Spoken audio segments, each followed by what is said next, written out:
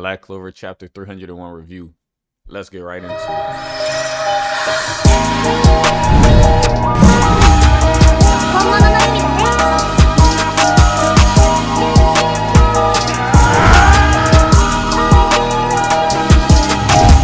So starting off this chapter, we got Noelle looking up at Asta in amazement after he pretty much just saved Megicula from exploding. We also see Real, Gaja, and Charlotte. They're still not looking too hot, but things are actually going to pick up for them in this chapter. Asta pretty much clarifies that he was able to stop the explosion, but he actually was not able to cure her of all of her curses. And that was kind of something that needed to be clarified, because in the past chapter, it was kind of like if he could just take away her curse, that he would have did it in the past whenever he was in the Heart Kingdom. But it's clarified that he didn't actually take away her curse that, you know, she's had for a long time now. He just pretty much stopped the curse that was going to cause her to explode. We see Asta and Libe pretty much confused for a second because they see Megicula, and Libe is like, why is a supreme devil here when only the first gate of the underworld has actually opened?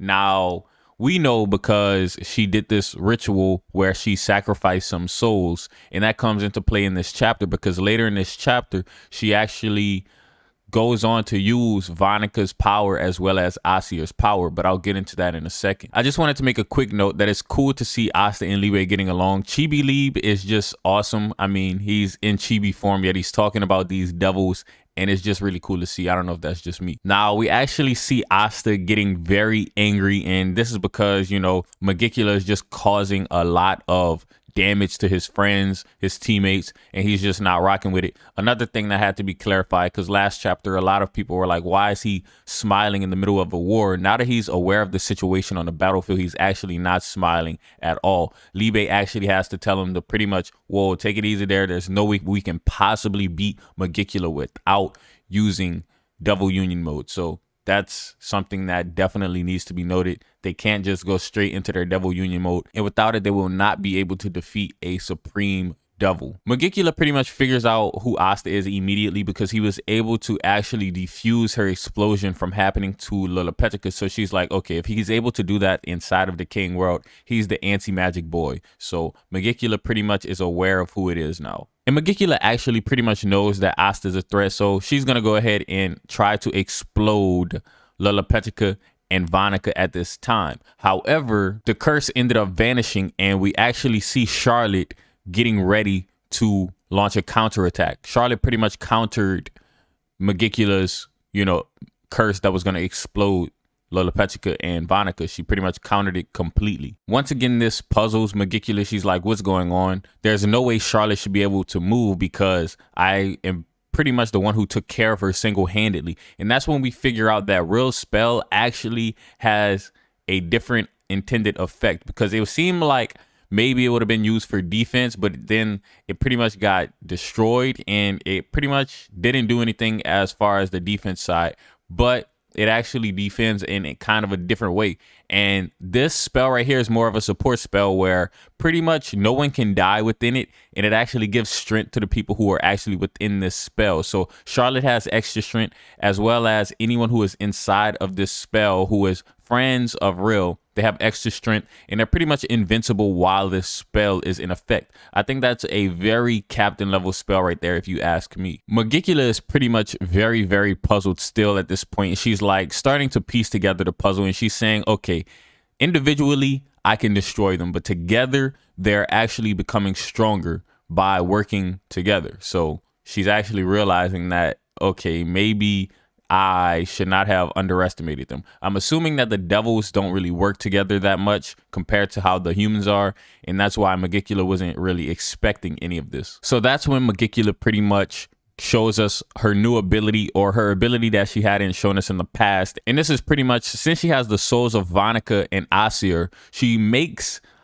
these dark disciples by using the blood magic from Vanika and the mercury magic from Asia, and pretty much creates like these blood and metal soldiers. So the blood is kind of like the body, and the metal is kind of like the armor. So it's pretty cool. I think this is a really cool combination of these two magic attributes, and I really, really like this. I really, really do.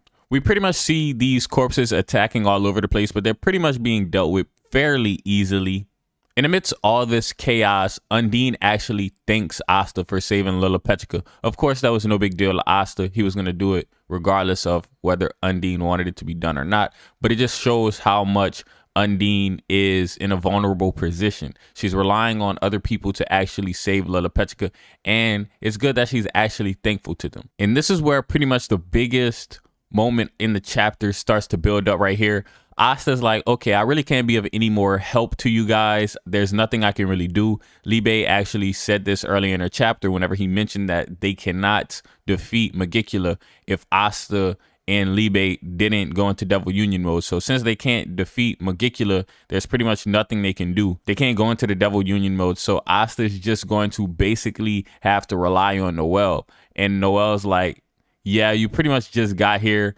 And that's whenever Noelle's like, in her head, she's like, yeah, but just you being here was enough for me to get strength back, which is pretty cool. Asta's just that type of person where he gives hope to everybody around him. This gives Noelle strength, and it's in this moment right here that Noelle actually realizes her feelings for Asta, and she actually admits to herself that she does like Asta, and she's just been denying it this whole time that she actually did like Asta. This whole time she's always like Asta, but she's just been denying it. And now right here, she's actually accepting the fact that she likes Asta, and she's realizing that's what those feelings have meant all along. But the moment is kind of short-lived because she does realize that she's still on the battlefield, so she's going to have to save those feelings for later. I don't think she's going to confess anytime soon, but at least now she may have some different thoughts about Asta now that she realizes how her feelings toward him actually are. Now she's on the battlefield, and with this being said, she actually is able to go back into her Saint stage form. So that's pretty interesting. Real spell seems to be giving everyone around him a little bit of a boost, and that's pretty cool to see. At the end of the chapter, Noelle pretty much vows to take down Megicula, so this will be an epic showdown. Noelle is back for round 2, and this is going to be an amazing battle. I think this chapter was really cool. I really enjoyed pretty much every moment of it. My favorite moment of this chapter would have to be Noelle realizing her feelings for Asta. I think it was pretty much about time. 301 chapters later, better late than never. But anyways, hopefully you guys enjoyed this video, and if you did, go ahead and leave it a thumbs up, comment, and subscribe. As always, it's been your boy NeohXO, and I'm out. Bye.